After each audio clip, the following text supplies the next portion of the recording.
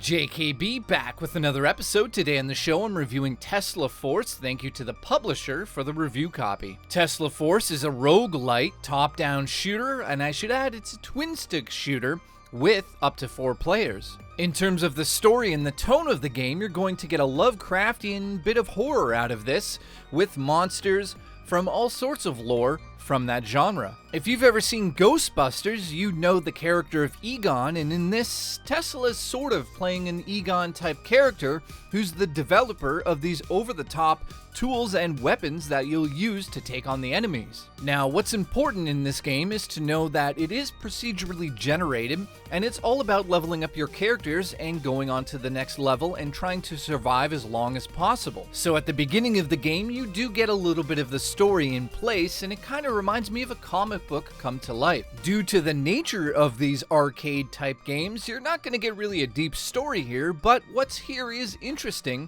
and I do like the idea of taking Nikola Tesla and putting him into a kind of Ghostbusters situation where you have to save the world from these monsters that are showing up around the cities. As for the gameplay mechanics, you obviously are going to start out with weak weapons, but as you get deeper into the game and survive longer, the more upgrades are unlocked for you depending on how well you've done in the levels. I definitely don't want to undersell the upgrade system in this game because the gameplay loop really requires you to upgrade as you get deeper into the game. You're going to get better items and abilities in each of these levels, but it really is going to come down to mayhem. I mean, this game gets ridiculous at times with how much is going on the screen, and there's one other thing I'd like to bring up that I love in the game, and that is the mechs. And these mechs are incredible to get. They're a little bit of an overpowered tool that you can deploy as you see fit into the level. How you actually get them is by collecting parts in the levels and then deploying it when you see fit. It is really overpowered, but it comes almost always at the perfect time when you have tons of enemies that need to be taken down. And when you don't have the mech, you're going to have a large array of weapons and tools to take down the enemies in each of these levels. Like I said, again, procedurally generated, but you'll have different things you need to do in these levels, such as kill a bunch of statues that are on screen that are basically spawn points for the enemy, or there might be one where you have to get to a certain sort of tower on the screen and connect electricity to it to get out of the level. When you've finished the objective on the level, you can still go around and collect some of the items that were dropped by the enemies. As for some of the collectibles you'll see in the level, you have a nuke that completely, yeah, you guessed it, kills everybody on screen. You also have the ability to heal by collecting little, cross symbol medical packages on the ground. You'll also obviously get different weapons in the levels. So you'll have a very huge arsenal at your disposal. And on top of it, like I said, you can spend those crystals that you pick up on abilities to unlock in between the levels. So there's a bit of a hub world that lets you sort of fool around with your abilities and also upgrade certain aspects of the characters. Now, in terms of enemy types, you're going to get everything from grunts and spiders and just simple little enemies that you can kill in one shot to bigger enemies that take a little bit more damage. On top of it, I should point out that you need to reload your weapons, so you can't just continuously fire unless you get that as an upgrade on the ground. You'll also get tons of different perks that are applied to your character, but you lose them when you die. So as you go through the game, you might get crazy abilities like shooting a more rapid fire out of your gun or a 5% damage increase.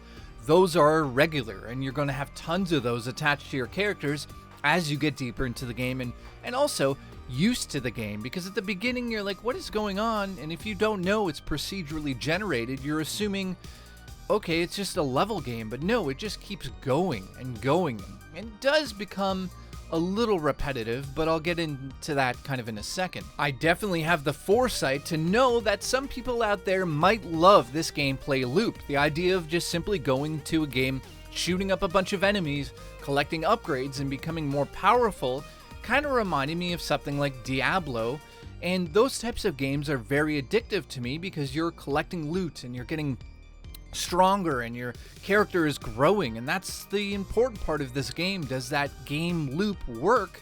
And in this, I have to say it does work, while some people might complain that it is repetitive, but I kind of think that's part of the idea of playing it. Overall, I'm going to give it a 7.5 out of 10 and say, yeah, I do recommend it to the people that like these roguelite shooters. I mean, twin-stick shooters have been sort of known to be arcade games, right? And a lot of people really love those things, and you can sink 2, 3, 4 hours into this without even knowing that you did it, because yeah, it's so repetitive, and that's something that some people will just not enjoy in the game.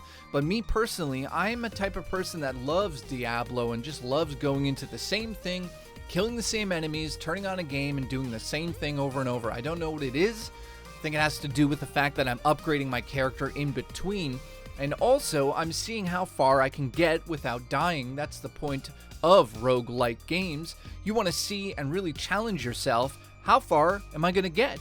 Well, in this game, it is definitely one of those genres that it really nails it for me in this game. The reason it's not like a 10 out of 10 is because, you know, it is a bit